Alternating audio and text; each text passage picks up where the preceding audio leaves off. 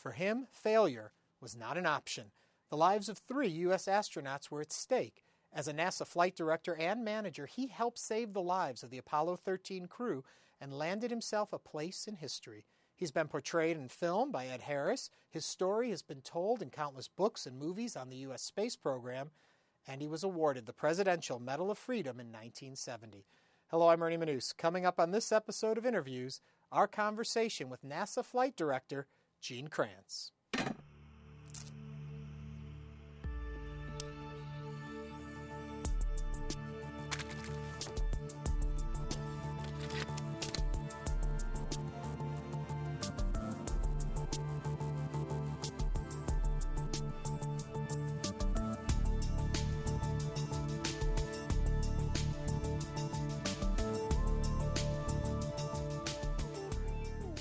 True or false, failure is not an option is not something you said. No, actually, I made a much longer speech. I used the first part, though. It was, we've never lost an American in space. We sure as hell aren't going to lose one now. This crew is coming home. You got to believe it. Your team must believe it, and we must make it happen. Is it hard to see these things portrayed in the media? No, actually, it's enjoyable because I enjoy the image it portrays to the American public, particularly the young people. I see a lot of young people that have been really pumped up by the Apollo 13 movie, and their interest in space and thus their interest in science increased. So I think it's a great effort, and I really thank Jim Lovell for putting such a fine book out that gave me an entirely new career. Yeah, definitely. Now, I know that you are very committed to your religion, but you're also very committed to science.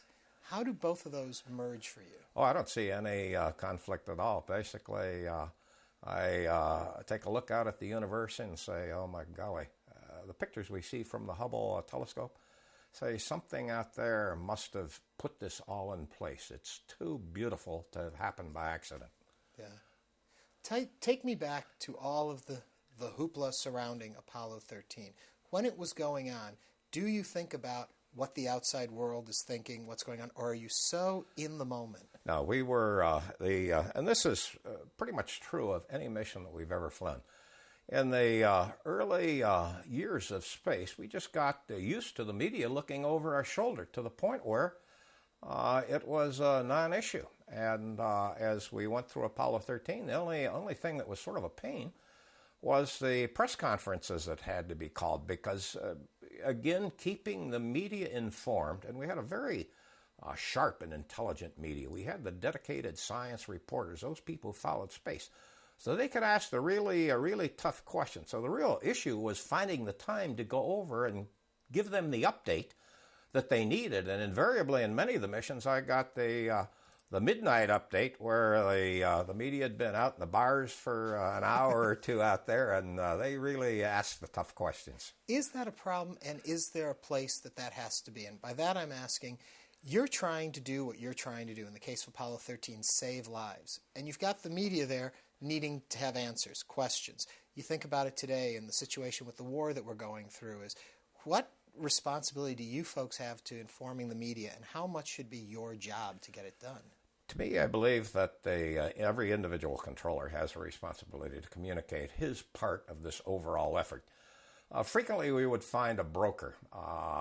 Chris Kraft or myself, in the early years of the program, we'd carry the load for the flight control team so they could pay attention to the business of flying the mission.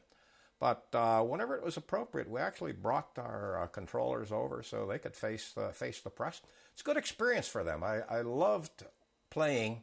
And I say this playing, it was sort of like playing poker with the media in there. They had seen the mission, I had worked the mission in there, so it was always a question of finding out how really sharp they were and what was going on. And they had to ask the right question to get the right answer. If they couldn't get the right question in, sometimes I'd just slow roll them.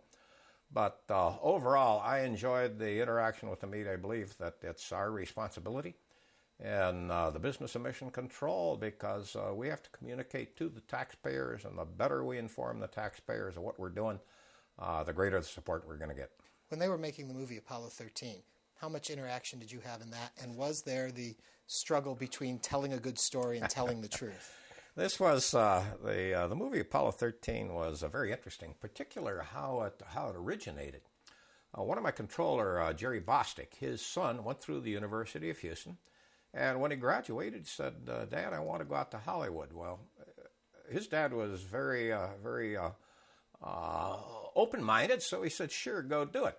And after a couple of years, he got into working with Imagine Entertainment.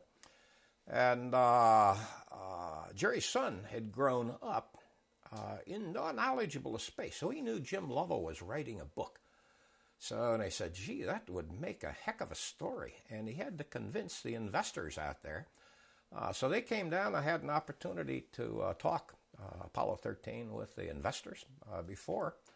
They actually had signed up to do this movie and pretty much convinced them. And then they brought the actors down, the script writers, and we sat in mission control, my team, and basically told them how we did our job. We worked with the script writers. I got to know Al Reinert very well. And Al had worked in space. He knew this almost miraculous work that we had done, some of these incredible saves. So he was very good at the script writing business, and I think they did a marvelous job. I really think they communicated very well. They took in some ways a simplistic approach. To solve the electrical problem, we didn't use the simulators. They were too valuable to that. We used the simulators to integrate the procedures. To work the electrical power, we just used a pencil and paper and slide rule, and that was it. We just keep adding up the numbers, and they were very good at that. The controllers are excellent systems engineers, and I believe they were very well portrayed in the movie. I heard at one point, some time back, that there is more power in the handheld calculator today than was used on all these missions back then. I like to tell the story. The computer we had on board the lunar module, as well as command and service module, was a 64,000 word machine, had 13,000 words erasable, was 1 cubic foot in volume, and weighed 70 pounds. And that was the machine we went to the moon on and brought the crews back home.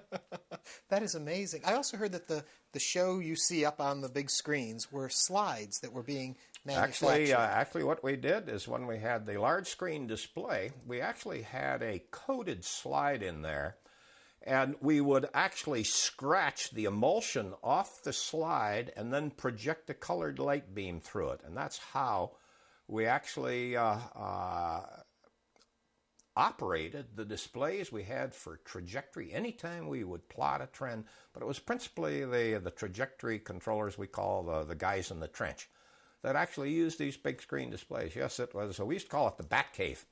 It was a very large area behind there, and they had all these folded optics where they'd project off one wall, which would bounce it to the next, which would bounce it to the next, which then be structured to fit the screen that we had in front of us. It was really a... So it wasn't a big computerized screen system. system. No, it wasn't computerized at all. When Ed Harris came down to do the role, how much did he want to really capture you, and how much was he creating a character? Well, the thing that was interesting, he was the only actor that I never worked with. Really? Ed Harris was off busy doing a movie shoot at that time, and he did a good job. What he did is I had finished a very long interview with American Public Broadcasting and Japanese TV Asai. And he got the raw interview material, looked at it, and said, "Gee, what I ought to do is I ought to hire two of Kranz's controllers to come out and coach me." So he took Jerry Bostic, my trajectory controller, and Jerry Griffin, who is one of the flight directors who worked the mission.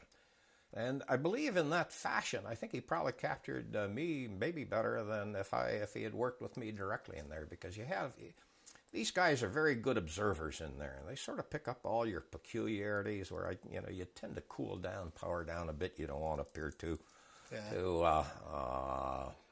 weird. And I guess that was it. But I think he did a great job. I guess you've also been portrayed by Bulldog from Frasier and Max Headroom. Both those actors have played you. Who is the one who's done you the best, do you think? Oh, I think Ed Harris. Really? I think when he went through I think he got the People's Choice Award for that, for the movie. An Oscar nomination. And he really captured it. I really liked the intensity that this guy had. I mean, the exact business of control. What is leadership? It's the ability to focus the talent, the energy, and the imagination upon a group of people, upon an objective. Leadership is responsibility for events and people. And I believe he portrayed that very well. And I think he did a great job in that. When you watch a film like that, it's become so iconic in the world now, does it change at all your memory of how things really happened? Do the two kind of start to... No, it's interesting. As a result of the opportunities that the movie provided me, I decided I'd write a book. And it was very interesting because I kept an enormous set of files. I had 14 file cabinets full of material and 2 entire offices up there that are just absolutely loaded. And I'm one of these people who operate by checklist. So I had all my checklists I used. I had all my mission notes, etc. And I went back there and I found out, no, they portrayed the movie pretty well along the lines of the events that actually happened. Even some of the dialogue, it was somewhat simplified. Didn't have all the jargon that we use, but I think the scriptwriters did a great job in getting the point across of what was happening and how it was happening. The only thing that didn't show up in the movie was this horrible anxiety you had. In the movie, it's 2 hours to compress 4 days. Where in real life, we would make a decision, and it would be 24 hours before we would know that was the right decision. Yeah. In the meantime, we would have to build other decisions up on it. So you didn't get that anxiety. And the other thing is you didn't realize in the movie how close it really was.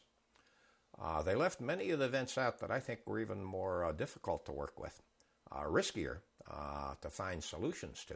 Mm-hmm. And they also didn't identify that when we hit the water, we had less than 27 minutes of power remaining in the 2 remaining batteries. And one of the batteries, a third battery, had failed just prior to the time that we started reentry. Have you ever wondered if you weren't there, what would have happened? This is it's an interesting question. When I did this book, I sort of look at all the forks in the road that I went through in life and how I ended up working for NASA, and then how I ended up working on Apollo 13 or Apollo 11, the first lunar landing. And it was just a series of forks in the road that almost feel that somewhere along the line, there was a path I was following from the day I was born that took me there. It is the strangest feeling that you've ever had. So I don't really know, but I tend to believe that I was born to do this job for NASA in mission control.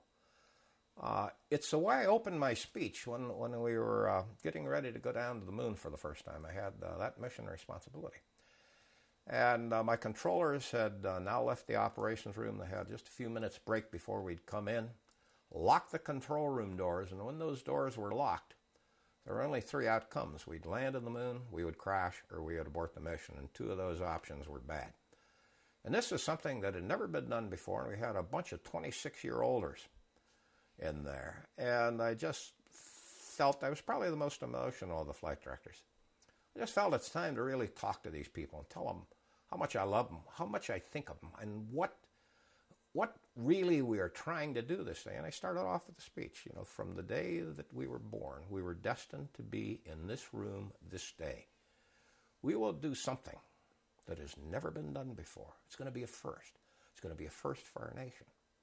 But from our standpoint, whatever happens in this room this day, I will stand behind every decision you make. We came into this room as a team, and we will leave as a team.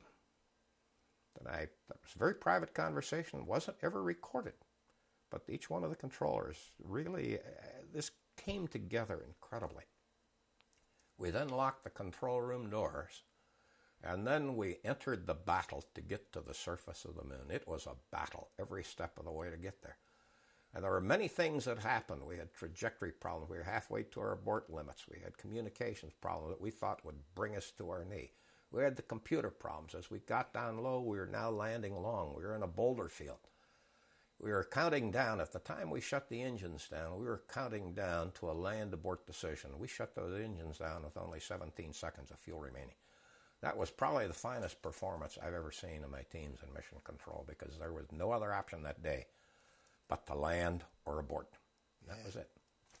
When you talk about Apollo 13 and you think about what you were doing at the time and you think about the lives that are up there and at stake, are you thinking about them and can you think about them as people that lives are in the back, or do you have to stay focused on what the mission is? It's a tough balancing act. You know these crewmen as personalities. You know them as individuals. You literally spent months training with them. They had been in mission control in prior missions as your spacecraft communicators. Fred Hayes was very close to the flight control team. Jim Lovell, good Lord, we had flown him 3 times previously. And on the Gemini 7 mission, he had spent 14 days in space in a spacecraft cockpit with 2 people that was no larger than the front seat of a Volkswagen. So, I mean, we had a feel for these guys. But at the same time, and I think it was my background in flying or aviation, and this was true of the 3 of the other flight directors that worked Apollo 13. We were all jet pilots, and we knew that there's some point in your life where you have to separate the emotion from the mission. And this carries you all the way through until the crew's back home. And, I mean, it is then that basically the emotion breaks to the surface. And you do it sort of a joking fashion. In the debriefing parties we have, and there's a lot of parodies, and this guy did this and that, and we have all the gotchas, you know, all these things that hung on a mission or that happened in the mission that, you're going to remind this person of. It really wasn't quite the right thing to do. It was sort of dumb, or we didn't like the cookies, or the guy spilled the coffee, and one of the gotchas I had is I started a fire in the wastebasket. I emptied my ashtray in there. So basically, it's you're powered down, you decompress.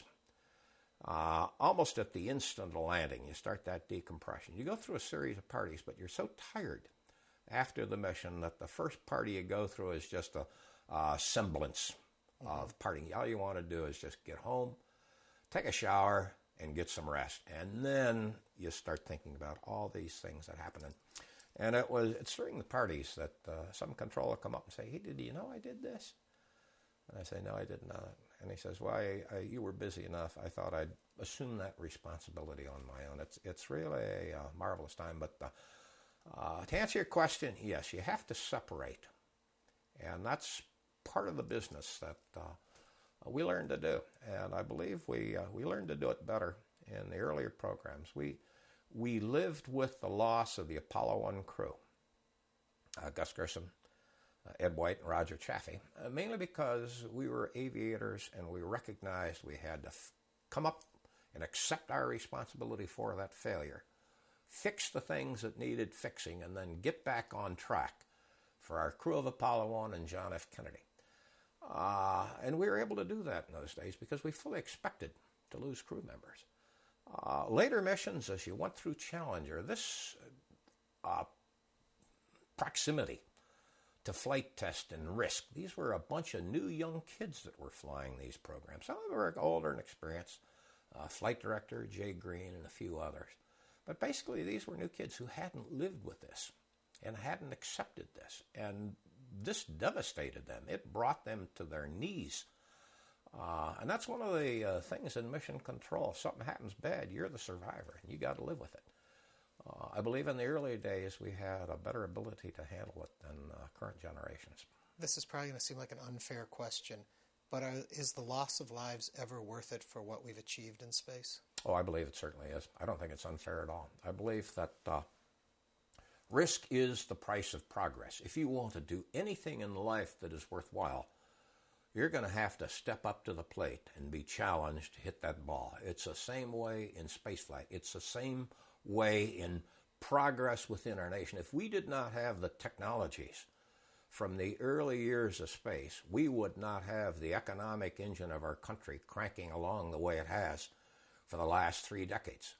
That is really the price of progress, risk. And if you're unwilling to risk, you're marching in place and the rest of the world is going past you and your standard of living by definition is decreasing. Without that risk, you're not going to inspire the young kids. The kids that's one of the things about mission control. They were all young because when you're young, you're optimistic.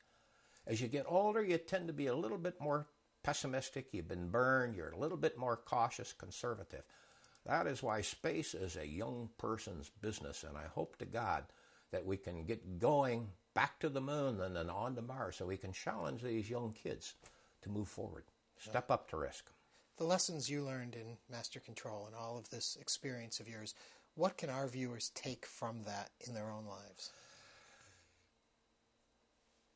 Interesting question. I believe it's one that anything you approach in life is going to take leadership. It's going to take a strong set of values. It's going to accept or require a team. And if you have leadership in a team and you have a strong set of values, you have trust. And if you have trust, you can literally accomplish anything because you become a powerhouse. If you put those four elements together in an organization, in a team, you build chemistry. And what is chemistry in organization? That is basically the energizing force. Chemistry is what binds you together during tough times, but allows you to become more powerful than you are as individuals. So the chemistry allows this team or this group to become greater than the sum of its parts. And that is the business of mission control. And it's really the business of any major accomplishment. You know, you take a look at a football team, championship football team or baseball. Yeah, you got some great players, and some of the best teams in the world don't have these high-profile players, but it's basically this bond that they develop. You know, I loved watching the Houston Astros when the Killer Bees were in there because I knew that somewhere along the line they would get the hit that would light the fire for the rest of the team, and that's really what you need in life. Yeah. You always wanted to be involved in space. I guess in high school you actually wrote a paper about that. I just went back to visit my high school. I was basically nominated and as an ambassador of exploration, and I got a lunar rock. And I thought, where should this piece of the moon be? It's a 3 billion year old piece. It's history. And I thought, where but better to inspire the kids in high school. So I took it back to my high school, and they put it in the library, and there's a lot of security involved with getting this in place. I don't know, but it was just a beautiful place, and the library was huge. It was must have been 100 feet long, 150 feet long, and about 30 feet wide. And up on the wall was my high school term paper. And they had actually framed and cut out, and my title was The Design and Possibilities of an Interplanetary Rocket. And there I actually prophesied, this was back in 1950, that by 1960 we would be in the surface of the moon. Well, I missed it by a decade. But that was basically my focus in the early years. But really, my objective was to fly. Flying was the passion. It was the animated force. And go back to this fork in the road. I went to Korea, flew fighter pilots. They brought me back and sent me to tankers. And I said, I don't want to go into tankers. I'm going to find some other path. So I went to work for McDonald's, a flight test engineer, and 2 years later, saw an advertisement in Aviation Week that said, hey, they're forming a space task group. And I thought, gee, space task group, what a neat deal. Give it a shot. And it was so amazing to see this loop closed as you go through your life and you find out, holy cow, how did I get here? I don't know, but it was sure a heck of a path. And there's some crossroads and it went this way rather than that way, but it all worked out. I can't believe I had so much fun, and I was paid to do this stuff. Does it ever bother you that your whole life, in a lot of ways, in a lot of people's minds, has been reduced to just these characters on screen? Do you ever wish they knew who else you were? I believe the people that are important in my life, my kids. The thing that was funny is we got 6 kids, 5 girls and 1 boy. And all through the 60s, when I was flying missions, they were worrying about dating, and the kids would come up and they'd say, Dad, why don't you get rid of that old-fashioned haircut and all this and stop. The boys would come up, they'd blow the horn, I'd go out, introduce myself to them and tell them to come up and knock on the door. But it was funny, when this movie came out, it was the first time the kids had a clue as to what I'd done. And I was all of a sudden a family hero. That was interesting. A couple of them they work out at NASA. And they'd go out and they'd buy tickets at the theater for the midnight showing, of Apollo 13. So I'd have to go out and watch the movie again with all of the kids, and then 1 o'clock in the morning we'd be having pizza out there. So it was neat to sort of be a hero to your own kids. And when I shortly after the movie came out, I did the tours of schools for various organizations. I tour the entire state of Florida, entire state of Ohio. I do inner cities. And the studio had set me up with one of these gold jackets that the crew wore in the movie. I mean, with all the patches and everything else on. Boy, you'd walk into this place, it's like being a rock star. It was really a blast. I still do kids. I got some 5th grade programs I do, but it came to the point where I don't even have any private life anymore. So I've pretty much settled in my later years. I used to do a lot of corporate events. Now I do about 30 a year. But I'm spending more and more and more time with the military. Well, thank you very much for taking the time to sit down with us and share your story. A pleasure. Thanks a lot. Thank you. Gene Kranz.